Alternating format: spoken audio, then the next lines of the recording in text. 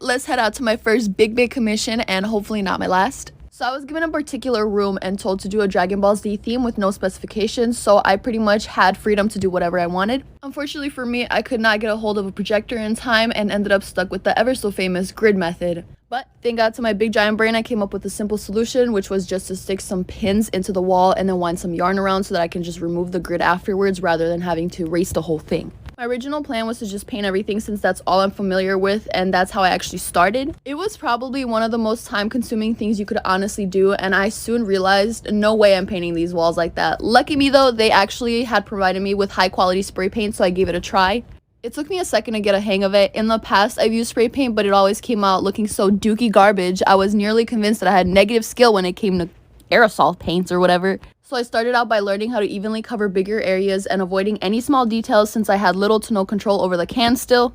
And then I attempted to learn to apply a gradient smoothly, which to no surprise was the hardest shit I've ever done. Alright, now let's talk about color scheme. I did not plan it, and that's why Vegeta's outfit doesn't match the symbol on his head, but it looked pretty cool regardless, so I left it. I was pretty much told to just make everything as bright and colorful as possible, so that's what I was doing. For the outline, I used watered down acrylic paint and a round brush because I will never trust myself with anything else. Anytime I make a mistake, I run for my sponge. I swear it saved my life because once the spray paint color is on, it is there forever. This entire project was all just one big learning experience for me. The fact that I was practically forced to pick up a new medium and skill was just a little intense, but also something that I've been dying to do. It's just one of those art things that you simply can't really do because each can costs like $10, you know? And let's not talk about how many cans I used for this project. I felt as though spray paint was the closest thing to digital art because you can add gradients and transparent layers, and I just found that really cool. I was able to knock out a whole wall pretty much every single day, so I was there for about 7 days working on the entire room.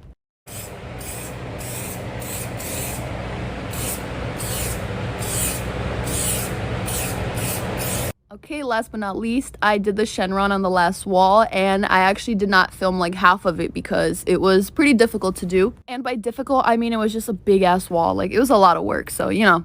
Alright, so I'm about to show you guys the finished product, and let me explain my concept real quick. So there was like a little section of the room that was kind of behind the other walls, and I decided to make it like a red room kind of ish, I don't know. And I did want to mention that I only had one little bar to light up the entire room, so this is not the full effect of the mural. There's going to be way more lighting in here, and it's going to be extremely bright. But, I mean, that one bar was able to illuminate the entire fucking room, so can you imagine once the lighting is completely set up and the ceiling is changed, the carpet is glow in the dark? I cannot wait to see it. And if you want to see this in real life, you can definitely follow them on Instagram for whenever they decide to release the information, but I can't right now, so